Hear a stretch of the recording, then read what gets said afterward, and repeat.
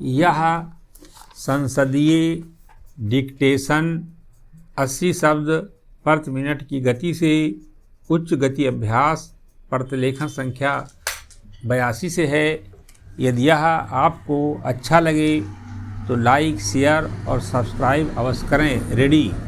महोदय, राष्ट्रपति के अभिभाषण में राष्ट्र की दशा का जो भी चित्रण किया गया है उसे देखकर भविष्य के बारे में जनता के मन में अच्छे जीवन की आशा उत्पन्न होना कठिन है।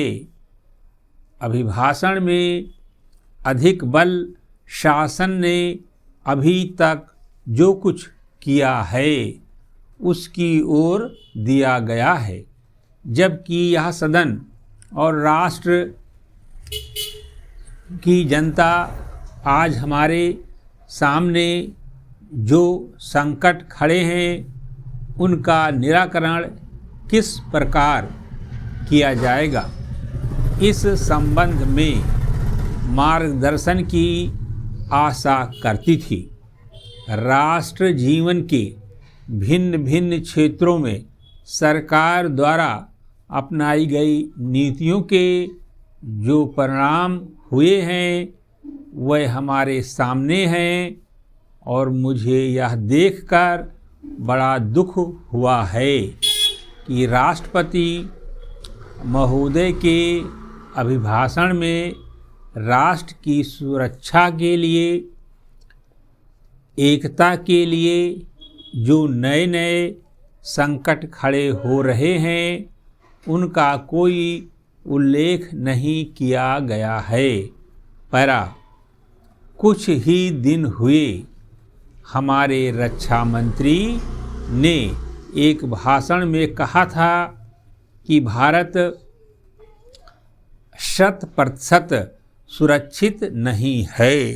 किसी देश का रक्षा मंत्री सार्वजनिक रूप से इस तरह के विचार व्यक्त करे तो यह प्रश्न स्वाभाविक रूप से खड़ा होता है कि राष्ट्र की सुरक्षा की ओर, जो कि सर्वोपरि है, ध्यान देने के लिए पूरा प्रयत्न क्यों नहीं किया गया। सभी जानते हैं कि सुरक्षा के लिए जो भी संकट है वह हमारे पड़ोसी से है और वह पड़ोसी आणविक शस्त्रों की मांग कर रहा है।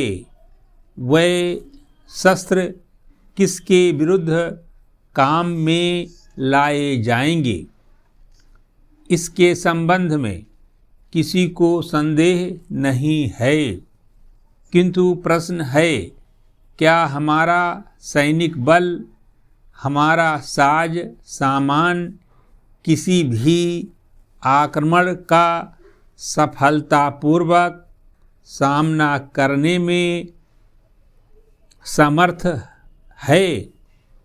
मैं यह स्वीकार करता हूँ कि किसी बड़े युद्ध की आशंका नहीं है, किंतु पाकिस्तान के नेता अपनी जनता का ध्यान वहाँ की गिरती हुई आर्थिक स्थिति से दूर करने के लिए किसी भी समय कश्मीर के प्रश्न पर अंतर्राष्ट्रीय सैनिक हस्तक्षेप को निमंत्रण देने के लिए झगड़ा कर सकते हैं और कोई भी परिस्थिति उत्पन्न हो, देश की जनता इस सरकार से यह आश्वासन चाहती है कि जहाँ तक पाकिस्तान के आक्रमण का प्रश्न है,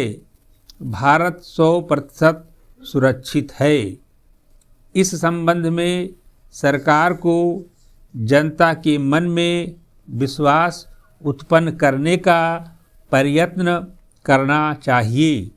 जहाँ तक कश्मीर का प्रश्न है, सरकार किसी भी अन्य विदेशी शक्ति से वार्ता करने के लिए तैयार नहीं है।